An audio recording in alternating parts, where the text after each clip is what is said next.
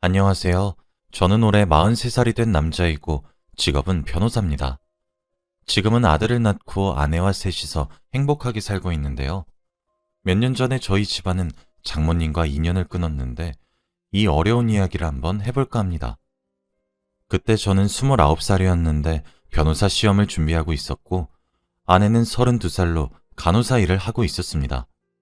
저는 시험에서 한두 번 떨어졌지만 항상 옆에서 응원해주고 위로해주던 여자친구가 있어서 너무 기뻤죠. 저는 부모님이 두 분 다 안 계시는데 왜냐면 제가 어릴 때 교통사고가 나서 저만 살았거든요. 형제도 없어서 혼자서 외롭게 자랐습니다. 아무튼 저는 고시원에서 매일 변호사 시험 공부를 준비하고 틈틈이 여자친구와도 데이트를 하는 남자였죠.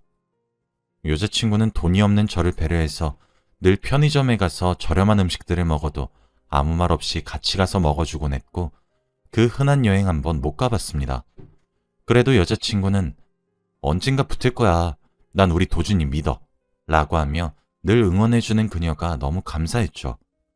그렇게 저희는 2년을 연애했고 얼른 시험에 합격해서 당당하게 여자친구에게 고백을 하고 싶었는데 제 뜻대로 되지 않았습니다. 그치만 이번 시험에서는 왠지 모르게 합격할 것만 같은 기대감이 들어서 저는 시험이 끝나자마자 그녀에게 우리 결혼하자! 라고 당차게 말을 했어요. 여자친구는 어? 라고 하며 놀라더군요. 도준아, 갑자기 그게 무슨 말이야. 결혼이라니. 우리 사귄 지도 조금 됐고 난 누나가 너무 좋아서 평생 같이 있고 싶단 말이야. 누난 안 그래? 나도 그렇긴 한데 사실 도준아, 나는... 여자친구는 무슨 할 말이라도 있는지 쉽게 말을 꺼내지 않았어요. 누나, 대답은 천천히 해도 돼. 지금은 그냥 내 마음만 전하려고 한 거야. 아니, 도준아, 나도 너랑 결혼을 너무 하고 싶은데 사실은 나 한 번 갔다 왔어. 여자친구는 사실 저를 만나기 전에 한 번 결혼을 하고 얼마 못 가서 이혼을 했다고 합니다. 연애 2년 동안 한 번도 듣지 못했던 그녀의 과거를 들으니 놀라긴 했지만 그래도 당시에는 여자친구를 너무 사랑했기 때문에 이해할 수 있었죠. 어? 그럼 전 남편이 있다는 거야? 지금은 연락 안 해. 근데 너한테 숨기려고 했던 건 아니야. 때가 되면 말하려고 했는데, 그리고 아이는 없어. 괜찮아. 난 누나만 있으면 다 좋아. 아이는 우리끼리 만들면 되지.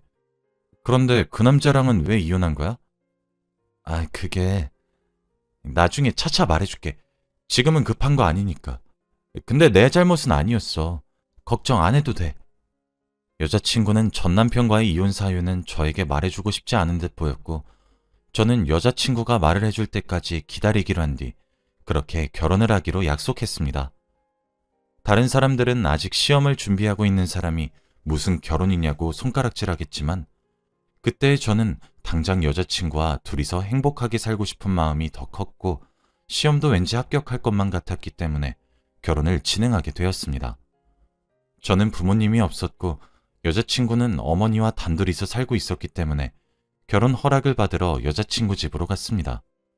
그런데 처음 뵌 여자친구 어머님의 모습은 너무나 저에게 까칠했고 제가 현관문을 열고 들어온 순간부터 한시도 빠짐없이 팔짱을 끼고 짝다리를 짚고 계셨죠. 분명 아직 시험을 준비하고 있는 제가 자기 딸과 결혼을 한다는 생각에 화가 나신 모양입니다. 그렇게 식탁에 앉아서 저희 세 명은 밥을 먹고 있는데 아무도 말을 먼저 하는 사람이 없어서 정적만 흐르고 있었죠. 그때 여자친구가 물어보더라고요. 엄마, 나 이 사람이랑 결혼하려고. 나 재혼인 것도 알아. 뭐? 안 된다. 절대 안 돼. 라고 하며 두 눈을 크게 뜨고 양손으로 손살을 치더군요. 그러더니 딸, 잠깐 방으로 들어와. 라며 여자친구를 데리고 방으로 들어가셨어요. 여자친구 집은 그렇게 크지 않아서 식탁과 방의 거리가 짧은 편이었는데 방에 들어가서 문을 닫고 대화를 나눠도 다 들리는 편이었죠. 얘, 너 저런 부모 없는 자식을 데리고 와서 결혼을 하겠다는 거냐? 그럼 너 인생 망해. 엄마, 조용히 좀 해. 도준이 다 듣겠어. 들으라고 해. 너 저런 돈도 못 벌고 제대로 된 직업도 없는 남자한테 시집가긴 못한다. 결혼하려면 나 죽이고 결혼해. 라고 한 뒤 두 사람은 방에서 나왔죠. 저는 두 사람의 대화 내용을 전부 다 들었고 여자친구 어머님이 식탁에 돌아와 앉자마자 어머니, 저 그래도 나름 어릴 때부터 결혼 자금으로 모아둔 돈도 꽤 있어서 큰 집은 아니지만 신혼집으로 적당한 집 구할 수 있는 돈은 있고요. 저 그리고 이번 시험도 합격할 것. 저기요. 제가 왜 그쪽 어머니입니까? 그 시험 공부하면서 벌었던 돈이 얼마나 된다고. 그리고 집 구한다고 해도 저희 딸이 벌어온 돈으로만 먹고 자고 싸고 다 할 거잖아요. 딱 봐도 알겠구만. 그리고 이런 말은 안 하려고 했는데 부모 없는 집안에서 자란 사람이 배운 게 뭐가 있다고 저희 딸의 시집을 보내요? 절대 안 보냅니다. 그냥 오늘은 밥만 먹고 가고 저희 딸과 헤어져 주세요. 어디서 이딴 놈을 데리고 왔어? 라고 하며 제 말을 무시하고 아주 악담을 내뱉으셨습니다. 저는 눈물이 맺혔지만 그래도 여자친구 앞에서 울 순 없었기에 허벅지를 꼬집으며 꾹 참았죠. 여자친구는 엄마, 그래도 그렇지 말이 너무 심한 거 아니야? 우리 절대 안 헤어져. 이 사람 시험 합격하기만 해봐. 하고는 제 손을 잡고 집을 나왔습니다. 여자친구는 저에게 미안해 이런 말 듣게 해서 엄마가 나를 생각해서 한 말인데 늘 표현이 서투르셔. 너무 미안해. 오늘 들은 말은 기억하지 마라. 그리고 우린 절대 안 헤어져. 이번 시험 꼭 붙을 거야. 라고 했습니다.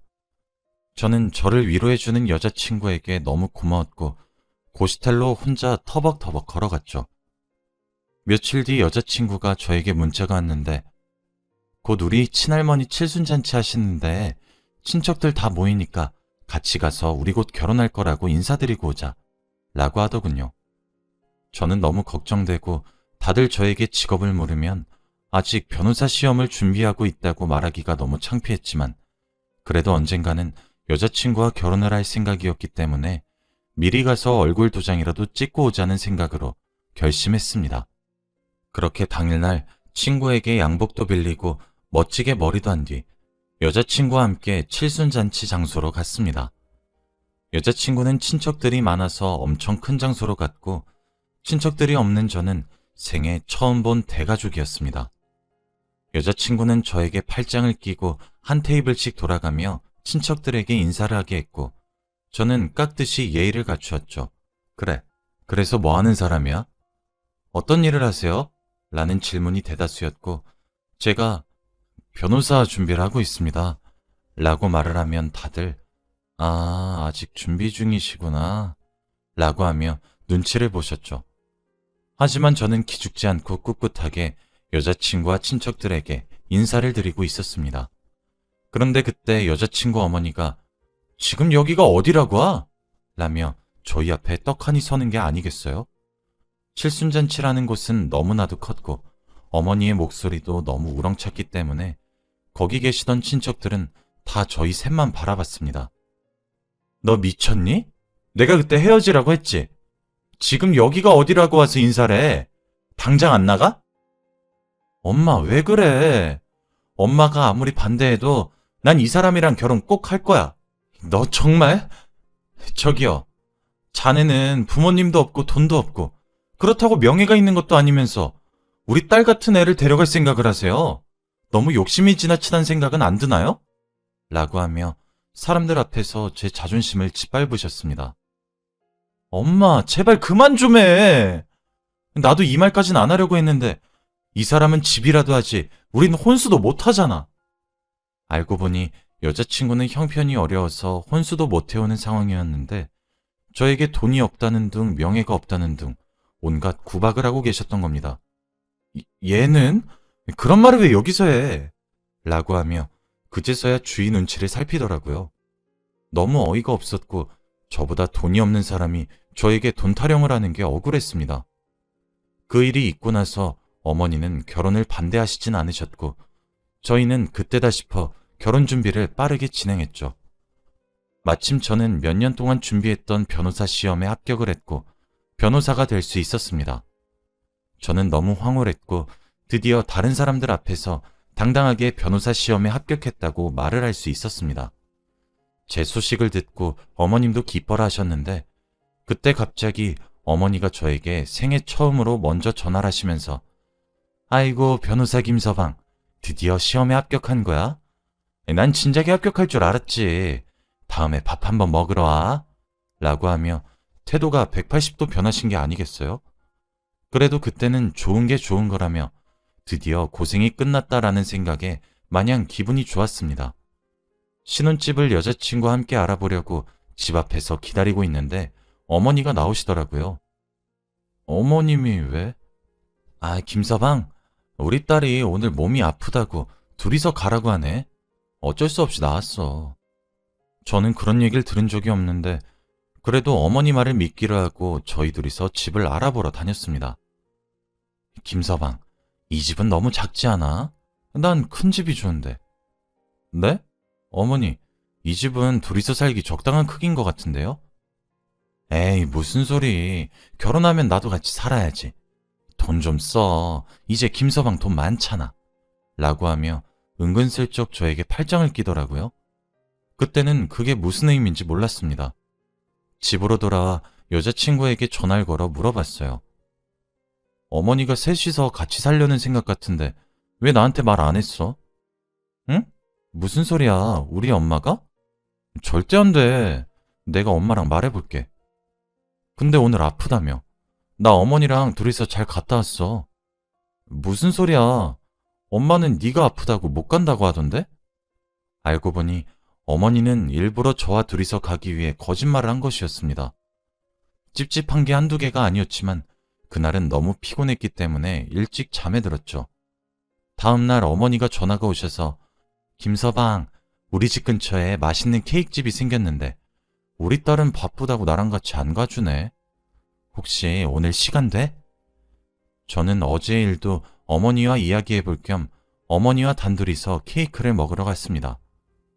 어머니, 어제 미연이와 통화를 했는데요. 아, 내가 어제 미연이 아파서 못 나온다고 했나? 미안해, 내가 착각했어. 그러려고 그런 게 아닌데. 난 미연이가 일도 힘든데 집까지 보러 돌아다니면 너무 힘들까봐 엄마로서 선의의 거짓말 한 거지. 우리 사위 이해하지? 아, 그래요? 그럼 저희랑 같이 사시겠다고 한 건요? 우리 사위랑 딸이 둘이서 살면 너무 바빠서 살림살이도 제대로 못할 것 같아서 그냥 내가 시간 나면 들러서 청소랑 빨래 해주러 온다는 거지. 뭘 그렇게 진지하게 받아들이고 그래? 어머니의 말에 의하면 저희 집에서 같이 사시는 게 아니라 저희를 배려해서 잠깐 들러 청소와 빨래를 해주신다고 하셨습니다. 저는 그 말을 듣고 한시름 놓을 수 있었고 어머니와 다정하게 이야기도 나누면서 케이크를 먹게 되었습니다. 그런데 그 카페는 젊은 사람들보다 아주머니들이 많이 모여 있었고 남자와 온 손님은 어머니와 저밖에 없었습니다. 저희는 딱 가게 중간에 있는 테이블에 앉았었는데 어머니가 갑자기 저에게 케이크를 먹여주시는 게 아니겠어요?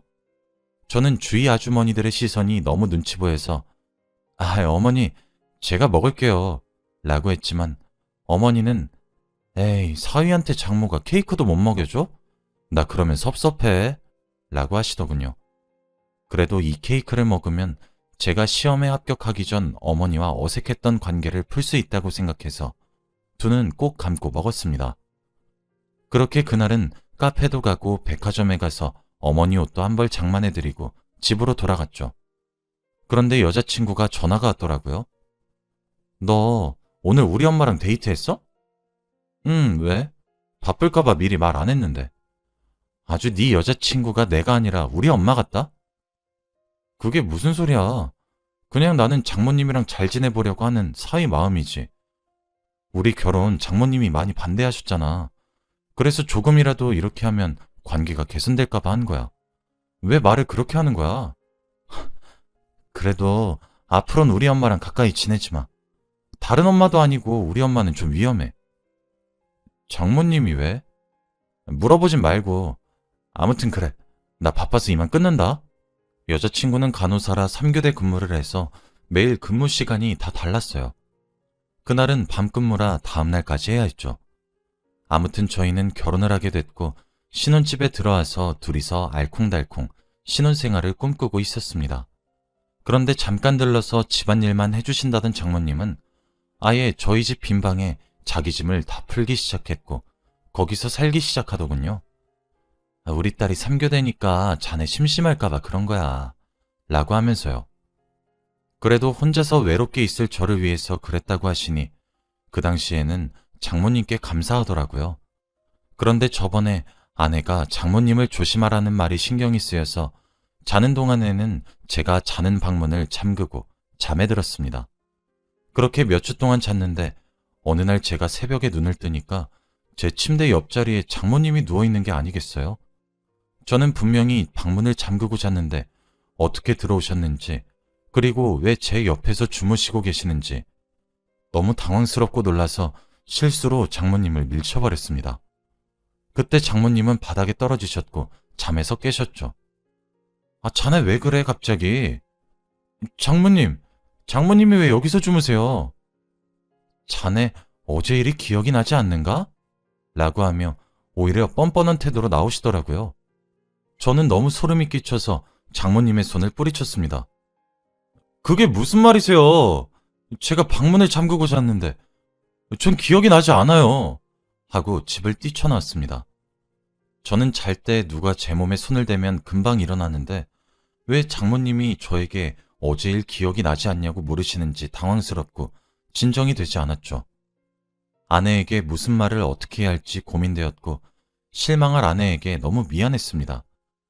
그렇게 밖에서 앉아서 몇 시간을 생각하다가 집으로 돌아가니 장모님이 소파에 앉아 계시더라고요. 난 자네한테 굉장히 실망이야. 어떻게 그 일을 잊어? 난 자네한테 진심이었는데.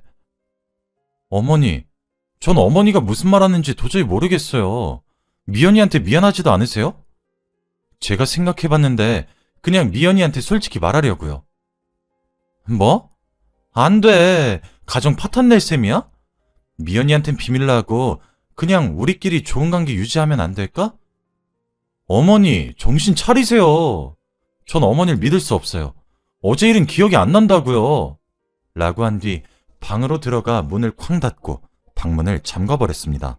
방문은 제대로 잘 잠기는데 제가 어젯밤에 실수로 잠그지 않고 잔 건지 그때까지만 해도 제 실수인 줄 알았죠. 그때 새벽 근무를 끝내고 아내가 집으로 돌아왔고 저는 거실로 달려가 말했어요. 여보, 나 할 말이 있어. 조금 이따가 하면 안 될까? 나 지금 너무 피곤한데. 그래, 우리 딸 근무하고 와서 바쁘니까. 김서방, 조금 이따가 말해. 여보, 사실 어젯밤에 장모님이... 저는 솔직히 지금까지 있었던 모든 일들을 아내에게 모두 다 말했습니다. 그러고 난 후, 여보, 내가 미안해. 내가 잘못했어. 그치만 난 어제 일 하나도 기억이 안 나. 전부 내 잘못이야. 미안해. 용서해줘. 라고 하며 무릎을 꿇고 빌었습니다. 그런데 그때 아내가 눈이 커지면서 엄마, 또 그랬어? 라고 하며 화를 씩씩 내는 게 아니겠어요? 또라니? 저는 당황하며 고개를 들어 아내를 보았어요. 아내는 아니, 여보한테 내가 전 남편이랑 이혼하게 된 이유를 말 못해준 이유가 바로 이것 때문이야. 알고 보니 아내의 전 남편도 장모님의 이런 만행을 참다 못해 어쩔 수 없이 이혼을 했다고 해요. 제가 겪은 일들을 전부 다 장모님이 저와의 관계 진전을 위해 만들어낸 일들이었습니다. 저는 너무 당황스러워서 아무 말도 하지 못했는데 그때 뭐 어때? 넌 내 친딸도 아니잖아. 라고 하시더군요. 여보, 이건 또 무슨 소리야? 사실 우리 엄마 친엄마가 아니야. 어릴 때 아빠가 재혼을 해서.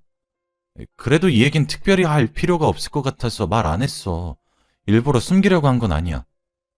저는 장모님과 아내가 피 한 방울 섞이지 않은 모녀 사이라는 것에 2차로 충격을 받았는데 그때 장모님이 3차로 충격적인 말을 했습니다.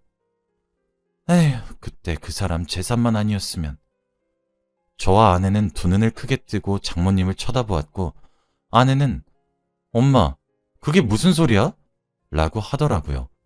장인어른이 돌아가시기 전에 아내에게 남겨놓은 재산이 조금 있는데 장모님은 그 재산을 노리고 아내의 비위를 맞추면서 살고 있었던 것이었습니다. 아내는 물론 자신에게 상속된 재산이 있었는지도 몰랐고 그래서 결혼 전에 혼수할 돈이 없다고 했던 것이었죠. 장모님은 에휴, 이 집구석에서 되는 게 하나도 없어. 야, 그냥 내가 돈 많은 남자 잡아서 결혼하는 게 더 빠르겠다. 라고 하시며 집을 유유히 나가셨죠. 저와 아내는 한동안 말이 없었고 서로 생각에 잠겼습니다. 솔직히 저는 이혼 생각도 했고요. 제 장모님이 저를 이성으로 생각한 것도 모자라 아내와 장모님이 친모녀 사이가 아니라니요. 그리고 하다못해 아내의 재산을 노리고 저희 집에 있었다니. 무슨 이런 일이 저에게 일어나죠? 그때 아내는 제 손을 꼭 잡아주며 미안해, 용서해줘 라고 했고 깊은 생각 후에 저도 아내의 손을 꼭 잡아주었어요. 괜찮아. 우리 이제 장모님 없는 셈 치고 새로운 삶 살아보자 라고 말을 하면서요. 그렇게 저희는 그제서야 행복한 신혼생활을 할 수 있었고 귀여운 아들도 낳았습니다. 장모님은 저희가 일을 하고 있을 동안 집으로 들어와서 자기 짐을 챙기고 나간 것 같더라고요. 어느 순간 장모님 방이 비어 있었고 저희는 바로 그 방을 아이 방으로 바꾸었습니다. 그리고 장모님과 연락을 하고 지내지 않은 지 몇 년이 지난 지금은 너무 평온하고 행복한 삶을 살고 있습니다. 아내와 피도 섞이지 않은 사람이니까 거의 남남 관계라고 해도 무관하죠. 아, 그리고 당연히 재산도 아내가 가지고 있습니다. 장모님에게는 한 푼도 주지 않았어요. 그 돈은 쓰지 않고 통장에 그대로 두었습니다. 아무튼 제 이야기는 여기까지예요. 들어주셔서 감사합니다.